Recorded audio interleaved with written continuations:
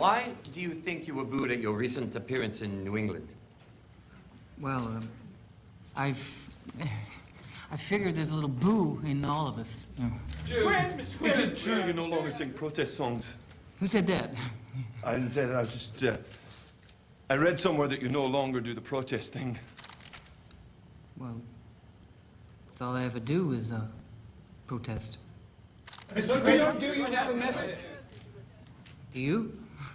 I mean, are you trying to accomplish anything? Am I trying to accomplish anything? Are you trying to change the world or anything? What, am I trying to change the word, did you say? You know, are you trying to push your idealism to the people? No. Excuse me, Mr. Quinn. Perhaps you could tell us how many people who labor in the same musical vineyards in which you toil, That's very pretty. how many would you say are protest singers today? That is, people who protest against the social state we live in. How many? Yes, are there many? Yeah, I think there's about 136. Mr. Quinn, Keenan Jones from Culture Beat. As someone symbolic of the protest movement among young people, some have questioned, given your latest recordings, whether or not you still care about people as you once did.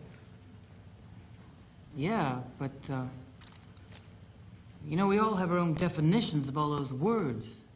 You know, care and people. Well, I think we all know the definition of people. Yeah. Do we? Well, is it your belief, then, that folk music has perchance failed to achieve its goals with the Negro cause or the cause of peace? You know, saying cause of peace is just like saying, you know, just like a hunk of butter. You know, I don't know how you can listen to anybody who wants you to believe is dedicated to the hunk and not the butter. I'm not sure I follow. You know, I didn't come out of some cereal box.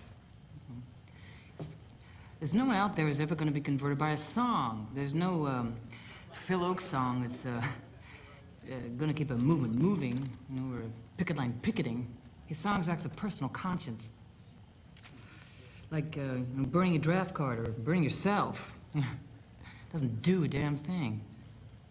Except disassociate you and your audience from all the evils of the world. I refuse to be disassociated from that. Meaning of the photograph with you in the wearing a Triumph T-shirt? What would you want to know about it? Well, I'd like to know that that's an equivalent photograph. It means something. It's got a philosophy in it. And I'd like to know, I'd like to know visually what it represents to you, because you're a part of that.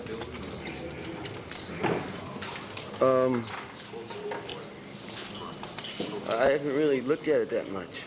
I don't really... I've thought about it a great deal. It was just taken one day when I was sitting on the steps, you know. I don't really remember any very too much about it. Well, what about the motorcycle as an image in your songwriting? You seem to like that.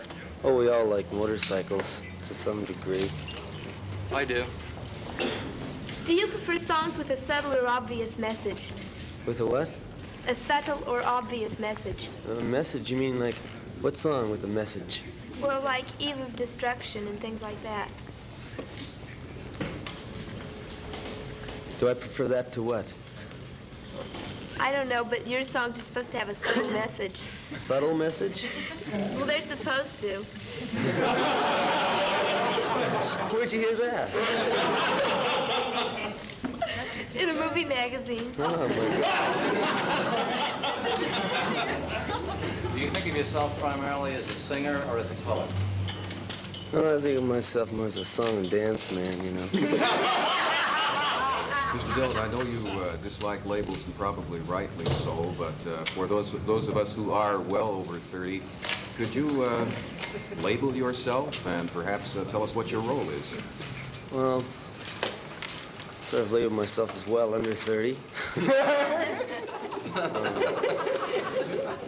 And my role is to, you know, to just stay here as long as I can.